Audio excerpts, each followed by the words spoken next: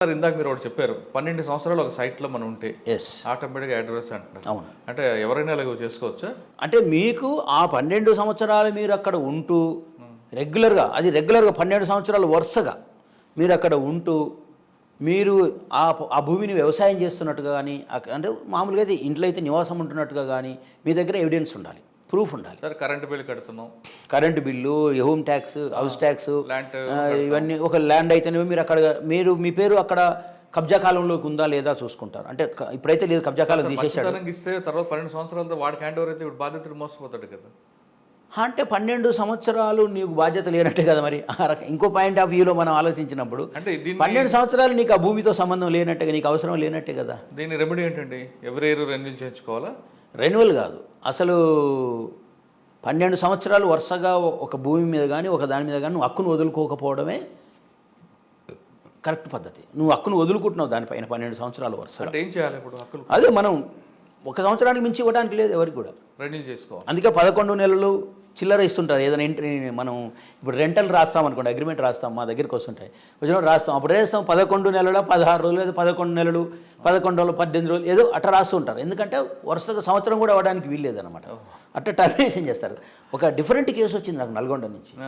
అదేంటంటే సార్ 1947కు పూర్వమే ఆ ల్యాండ్లో వీళ్ళు ఉన్నారు. 47కు పూర్వం అంటే మనకు స్వతంత్రం రాలేదు అప్పటికి. ఎప్పటి నుంచో చేస్తున్నారు వాళ్ళు.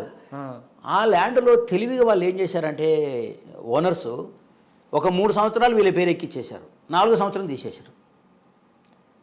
మళ్ళీ 2-3 సంవత్సరాలు ఆపేసి మళ్ళీ పేర్లు ఎక్కించారు. ఏది కల్టివేషన్ కాలంలోకి, కబ్జా కాలం అంట మనం. ఇప్పుడు కేసీఆర్ పుణ్యాన్ని అది పోయింది. ఆ తర్వాత మళ్ళీ ఒక కొన్ని సంవత్సరాలకు మళ్ళీ అంటే వరుసగా కంటిన్యూ చేసి. అప్పుడు ఏముంది రూల్ అంటే బూరుగుల రామకృష్ణారావు గవర్నమెంట్ వచ్చినప్పుడు 1952లో ఇక్కడ ల్యాండ్ రిఫార్మేషన్ యాక్ట్ వచ్చింది. అప్పుడు ఇనామ్ అబాలిషన్ యాక్ట్ వచ్చింది, చూశారు కదా. అప్పుడు ఏం చెప్పారంటే ఒక వ్యక్తి వరుసగా 6 సంవత్సరాలు వరుసగా అంటే నో గ్యాప్ వరుసగా 6 సంవత్సరాలు ఒక ల్యాండ్ మీద కనుక ఉన్నట్లయితే అతనికి టెనెంట్ రైట్స్ వస్తాయి, ప్రొటెక్టెడ్ టెనెంట్ వస్తాడు అతను. పీటీ యాక్ట్ అంటాం, చూసారా. ఆ రూల్ అప్పుడు ఉండే. దాన్ని డిస్మాటల్ చేయడం కోసం వీళ్ళు ఏం చేశారంటే మధ్యలో ఒక సంవత్సరం మిస్ చేసుకుంటూ వెళ్ళిపోయారు. వీళ్ళకు రైట్ లేకుండా చేశారు. ఎప్పుడు మొన్న 2018లో ఈ ఏమంటారు ఇది ధరణి వచ్చిన తర్వాత వాళ్ళ పేర్లు వస్తున్నాయి. చూడండి విచిత్రం. ఇప్పుడు వచ్చేది మా ల్యాండ్ అని చెప్పేసి వాళ్ళు సర్వే కూర్చున్నారు. దాన్ని కోర్టులో ఛాలెంజ్ చేసాం, కోర్టు ఆర్డర్ ఇచ్చింది, సర్వే ఆపేయింది, అది వేరే సంగతి. చూడండి ఎంత డిఫరెంట్ కేసు ఇది. అట్లా అంటే చూడండి అట్లా 1 ఇయర్ మధ్యలో గ్యాప్ ఇచ్చుకుంటూ వచ్చారు. సరే మన వాదన ఏముందంటే దాంట్లో మీరు 1 ఇయర్ మధ్యన గ్యాప్ ఇచ్చేది ఇంటెన్షనల్. చాలా క్లియర్గా మీ మెన్సరియా అంటాం మనం క్రిమినల్ భాషలో. మెన్సరియా అంటే